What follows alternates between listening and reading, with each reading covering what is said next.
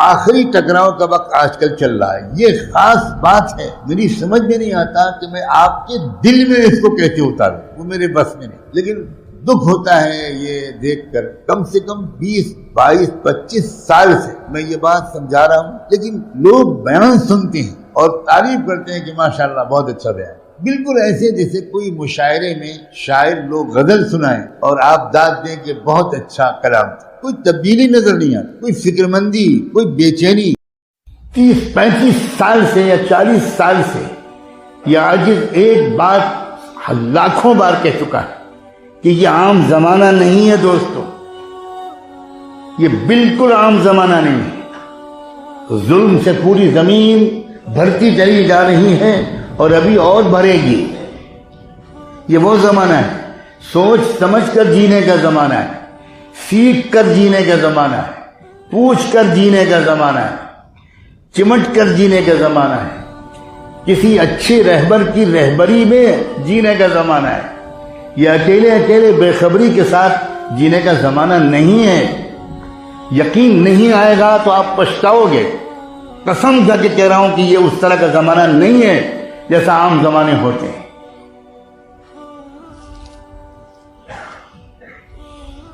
بہت بڑی تبدیلی پوری دنیا کے سسٹم میں آنے والی ہے.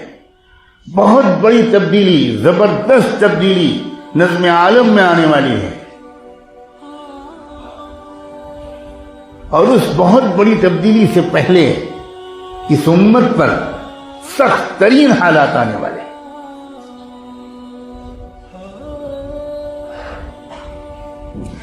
کوئی تدبیر ان سخت حالات سے بچانے والی نہیں ہے, بالکل نہیں ہے. اس لیے کہ وہ تو طے اللہ کے ہاں سے سب بیان کر چکے اللہ کے رسول. جن ملکوں کے میں نے نام لیے ہیں ان ملکوں کے نام احادیث میں موجود ہیں. اس ملک میں یہ ہوگا, اس ملک میں یہ ہوگا, اس ملک میں یہ ہوگا. ملک تو ملک. علماء سے پوچھئے کہ صحیح بخاری اور صحیح مسلم کی روایت ہے کہ رحمت دو عالم صلی اللہ علیہ وآلہ وسلم حضرت حذیفہ رضی اللہ عنہ روایت کرتے ہیں کہ فجر کی نماز پڑھائی آپ نے اور اس کے بعد آپ ممبر پر بیٹھ گئے اور آپ نے بیان فرمانا شروع کیا. اور اس بیان کا صرف ایک موضوع تھا, قیامت تک کیسے کیسے حالات آئیں گے, کیا کیا فتنے ابھریں گے. آپ نے ان کا بیان کیا. فجر بعد سے لے کر ظہر تک نان اسٹاپ اللہ کے رسول کا بیان جاری رہا اور ایک ہی موضوع تھا اس میں.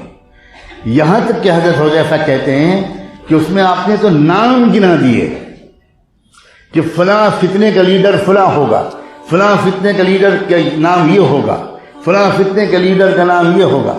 پھر ظہر کی نماز پڑھائی آپ نے.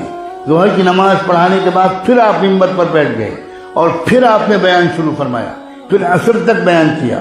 پھر قیامت تک آنے والے فتنوں کا بیان فرمایا. پھر عصر کی نماز پڑھائی آپ نے. پھر نماز پڑھا کر پھر آپ ممبر پر بیٹھ گئے اور پھر آپ نے قیامت تک آنے والے اگلے فتنوں کا بیان فرمایا. پھر مغرب کی نماز کے بعد پھر بیٹھ گئے اور پھر آپ نے بیان جاری فرمایا. پوری زندگی کا سب سے طویل بیان قیامت تک آنے والے حالات کے بارے میں رحمت دو عالم بیان کر کے گئے. سیدنا حذیفہ فرماتے ہیں حفظہ من حفظہ ونسیہ من نسیہ. کہتے ہیں ہم میں سے کچھ لوگوں کو کچھ یاد رہا, کچھ بھول گئے. پھر یہ بھی فرماتے ہیں کہ ہم میں سے جس کو اس بیان کا جتنا زیادہ حصہ بعد میں یاد رہا اسی کو ہم لوگ اپنے میں اب سب سے بڑا عالم سمجھتے رہے. لیکن کیا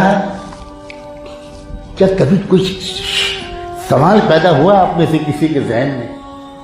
کسی عالم کے پاس آپ اس لیے گئے کہ ہم نے سنا ہے کہ اللہ کے رسول نے تو آنے والے زمانوں کے بارے میں بہت سی باتیں بتائی, تو بتائیے ہمارے اس زمانے کے بارے میں آپ نے کیا بتایا, تاکہ ہم بھی ذرا سیکھ کر جئیں, ہم بھی اللہ کے رسول کے ارشادات کی روشنی میں جئیں. کوئی آپ نے یہ تو نہیں بتایا ہوگا کہ اس زمانے میں آلو پیدا ہوں گے اور بیگن پیدا ہوں گے. آپ نے تو دراصل حالات بتائے ہوں گے, ایمان کے بڑھانے کے اسباب بتائے ہوں گے, ایمان پر ہونے والے حملے بتائے ہوں گے, فتنے اور خطرات اور چیلنجز بتائے ہوں گے, مسائل بتائے ہوں گے, مسائل کا حل بتایا ہوگا.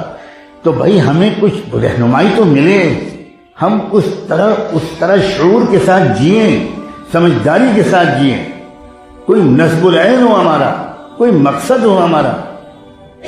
سب الگ الگ زندگی گزار رہے ہیں، ہر ایک کا اپنا صرف اپنا فیملی کا مسئلہ، بزنس کا مسئلہ. پھر ہم امت کیسے ہیں؟ ہم امت تو بالکل نہیں. بھیڑ کا نام امت نہیں ہوتا. 10 کروڑ انسانوں کی بھیڑ ہو اس کو امت نہیں کہیں گے. امت اسے کہیں گے کہ وہ چاہے 200 لوگ اور 300 لوگ، مگر ایک مقصد کے لیے کام کر رہے ہیں. ان کا ایک مشن ہے.